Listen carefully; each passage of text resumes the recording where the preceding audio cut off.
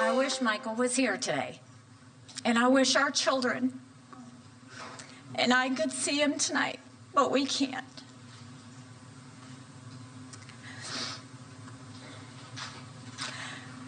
He's serving on the other side of the world, where conflict is the norm, where terrorists hide among the innocent.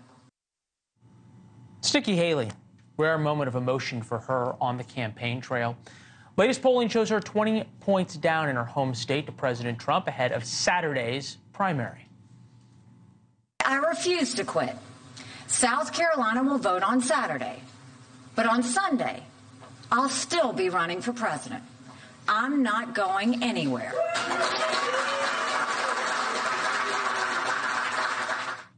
All right, News Nation contributor, founding editor of Mediaite, Colby Hall is here, also our On Balance resident philosopher.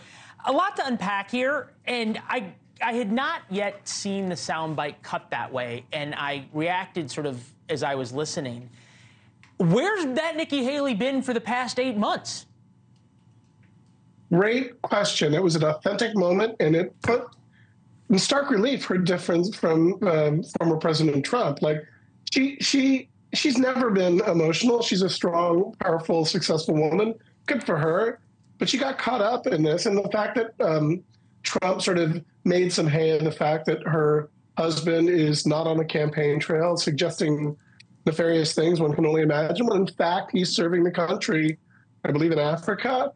It's a great question. And one wonders if Nikki had sort of provided that sort of real, authentic moment earlier, there might be a slightly different conversation. Probably not, but maybe it would be a bit closer. Yeah, look, there's always the woulda, shoulda, couldas. I mean, I remember the Mitt Romney speech right after, when he gave his concession speech. Where was that Mitt Romney for the 6 months of the general election? Happened with John McCain as well, but it's happening now. This is an important question, though. How and what is the responsibility of the media to cover this race that in some ways it oscillates, right? That for some segments that we see on television, it's done, Donald Trump is the nominee, and then the same show, the same network can't give up the idea that there's a Republican horse race. Well, the responsibility is different from what they're going to do to drive ratings, right? These two things are not the same. Political media ecosphere loves themselves a horse race, and it's simple supply and demand. There's a greater demand in that world than there is supply. They can't talk about Trump and Biden all the time, and so enter Nikki Haley. I think she's wise to stay in because the longer she stays in, the more airtime she gets, even if she's tilting the windmills. She doesn't really, I think, have much of a chance unless, of course, Trump gets charged criminally and can't serve or run for office, which seems unlikely. She's going to raise her stature. She's going to sell more books eventually. She's going to be on TV more. And, I think it's that the media loves a civil war within a party, especially the GOP. And It's a legit thing. There's, half of the Republicans didn't vote for Trump in Iowa and New Hampshire. I don't think you can sniff at that.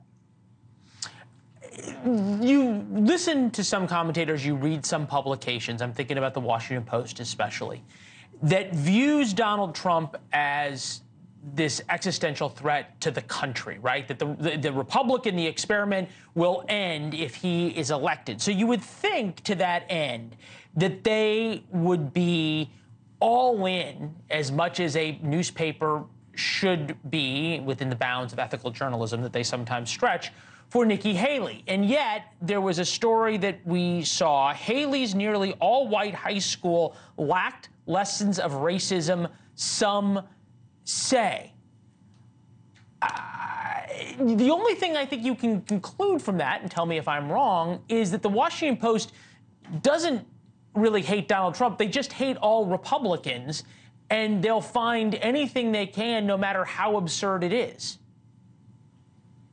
Well, I will tell you that the thought leaders on sort of social media on the conservative side of the aisle echoed that same exact point. And it's part of this trope of like traditional mainstream outlets, whether it be the New York Times or LA Times, the Washington Post, finds, a Republican candidate and says, oh, they're negative, they did something bad, right? It was a different era.